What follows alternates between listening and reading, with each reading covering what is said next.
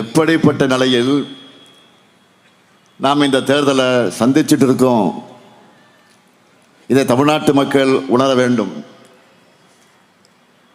India சுதந்திரம் அடைஞ்சப்போ பசியும் வறுமையும் தான் பெரும்பான்மையான மக்களோட வாழ்க்கை நிலையாக இருந்துச்சு. அந்த அவல நிலையை மாற்றணும்னு இந்திய அரசு கொண்டு வந்தது தான் குடும்ப கட்டுப்பாட்டு திட்டம். அளவோடு பெற்று வளமோடு வாழுங்கள்னு சொன்னாங்க. சொன்ன மாதிரியே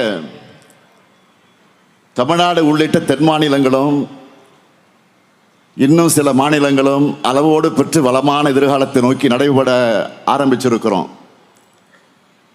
ஆனால் இப்போ ஒன்றிய அரசு என்ன பண்ண போகுதுன்னா, மக்கள் தொகையை கட்டுப்படுத்தி வளர்ச்சியை நோக்கி நடைபோட்டதுக்காகவே நம்மை தண்டிக்க பார்க்குறாங்க. நடக்க போகிற நாடாளுமன்ற கூட்டத்தொடரில் இதுக்கான சதி திட்டத்தை சட்டமாக நிறைவேற்றலாம்னு திட்டமிட்டு இருக்கிறாங்க. இன்று மதியம் கூட இது சம்பந்தமாக மாண்புமிகு பிரதமர் மோடி அவர்களுக்கு நான் எச்சரிக்கை விடுத்து ஒரு வீடியோ வெளியிட்டிருக்கிறேன். தமிழ்நாடு என்பதை வெறும் மாநிலமாகவோ நிலப்பரப்பாகவோ மட்டும் பார்க்கக்கூடாது. 8 கோடி தமிழ் மக்களுடைய உணர்வும் உரிமை குரலும் தான் தமிழ்நாடு. தமிழ்நாட்டோட குரல் வலையை நெரிச்ச நினைக்கக்கூடிய அவங்களுக்கு நாம் சும்மா இருக்கக்கூடாது. நாம் எதிர்கொண்டிருக்கக்கூடிய ஆபத்து குறித்து ஒன்றிய பாஜக அரசு செஞ்சிருக்கக்கூடிய பாசிச நாசக வேலைகள் குறித்து பேசுனா படிப்பறிவு அறிவர்கள் சொல்லியிருக்கிறாங்களே. உதாரணமா பியூஷ் கோயல். அந்த பியூஷ் கோயல் அவர்கள் ரொம்ப திமிர்த்தனமா நாவை அடக்கக்கூடிய வகையில் பேசாமல் பேசுகிறார்.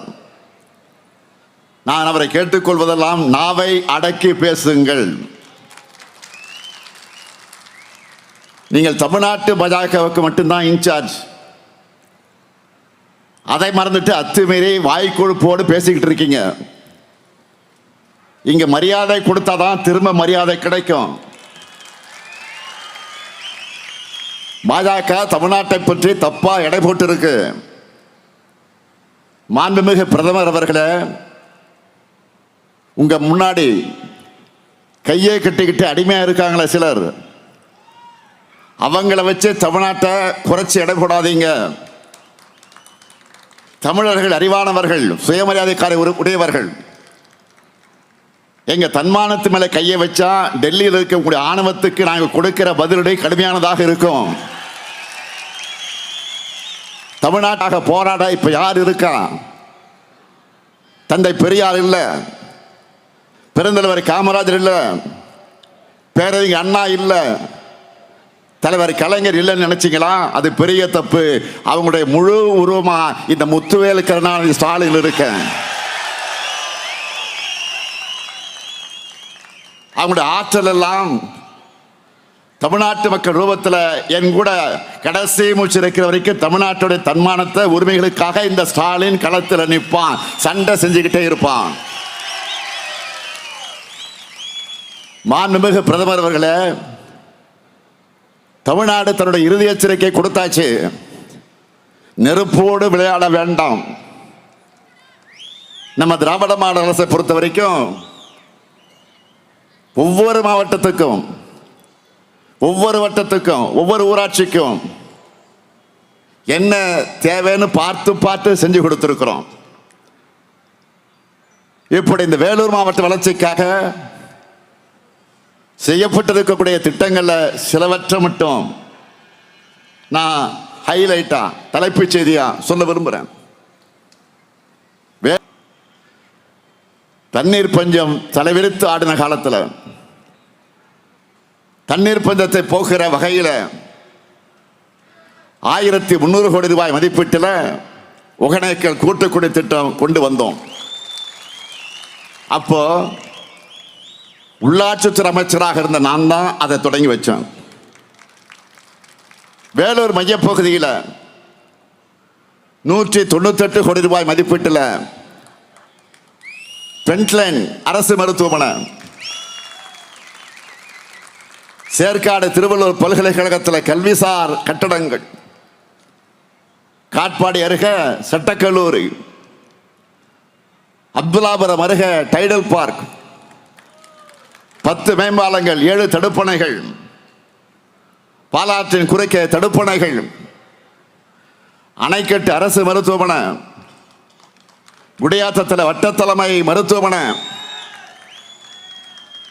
குடியாத்தம் சேர்த்துவண்டை முதல் நெல்லூர்பேட்டை வரை, ஏரிக்கரை வரை குடியாத்தம் சுற்றுச்சாலை,